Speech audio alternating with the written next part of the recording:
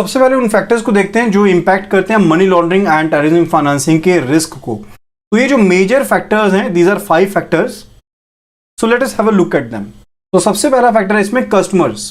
तो कुछ एक कस्टमर्स जो हैं लाइक लो इनकम कस्टमर्स हैं या फिर सैलरीड एम्प्लॉयज हैं, इनका जो रिस्क कैटेगरी होती है वो कम होती है।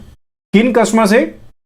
लाइकवाइज अगर कहें कि पेट्रोल पंप ओनर्स हैं या फिर रियल एस्टेट डीलर्स हैं, उनसे इनकी जो रिस्क है वो कम एसोसिएट होता है। लाइकवाइज अगर हम कहें कि कोई लो इनकम कस्टमर है या फिर सैलरीड क्लास पर्सन है, सैलरीड पर्सन है जिसकी एक फिक्स सैलरी पर मंथ आ रही है, इनका जो रिस्क है that is lesser than that of the, मान लीजिए कोई पेट्रोल पंप ओनर है या फिर कोई रियल एस्टेट से जुड़ा हुआ बिजनेसमैन है।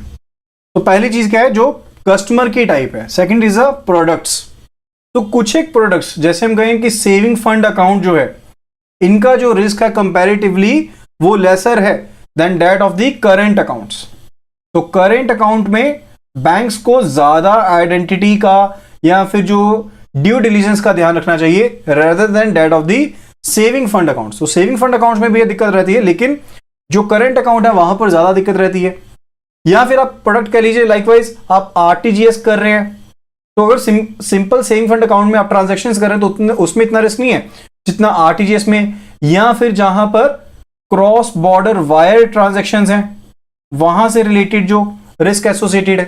थर्ड जो फैक्टर है that is a delivery channel. तो आप इसमें इस तरह से समझिए कि जो ट्रांजैक्शंस की जा रही हैं ब्रांचेस के थ्रू, उन पे जो रिस्क रहता है वो कम इंपोज होता है रेदर देन जो ट्रांजैक्शंस की जा रही हैं नेट बैंकिंग के थ्रू, मोबाइल बैंकिंग के थ्रू, वहां पर जो रिस्क एसोसिएटेड है वो ज्यादा है, अगर हम मनी लॉन्ड्रिंग के हिसाब से या फिर टेररिज्म फाइनेंसिंग के हिसाब से देख रहे हैं। फोर्थ जो फैक्टर है that is regarding the locations, यानी कि कुछ एक लोकेशंस जो कैश इंसेंटिव है, कैश इंटेंसिव हैं, यहां पर जहां पर कैश की जो डीलिंग है वो ज्यादा हो रही है, ठीक है। या फिर कुछ ऐसी लोकेशन हो सकती है जहां पर क्रिमिनल एक्टिविटीज जो है वो ज्यादा है, area is imposed to criminal activities, तो वो ज्यादा रिस्कियर रहती है, that is based upon location.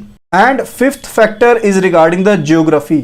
तो बहुत सी ऐसी ज्यूरिस्डिक्शंस हैं जो हमने पार्ट ए में भी पढ़ा, मॉड्यूल ए में भी पढ़ा, कि जहां पर जो एएमएल की रेजिम्स हैं या फिर सीएफटी के जो रेजिम है वो वीक है, यानी कि वहां की जो कानून व्यवस्था है, जो लेजिस्लेशन है वो इतनी स्ट्रांग नहीं है, तो वो ज्यादा बड़ा रिस्क इंपोज करती हैं मनी लॉन्ड्रिंग के लिए, टेररिज्म फाइनेंसिंग के लिए। ओके, तो ये यहां पर 5 फैक्टर्स हैं, that is customer, products, delivery channels, locations and geography.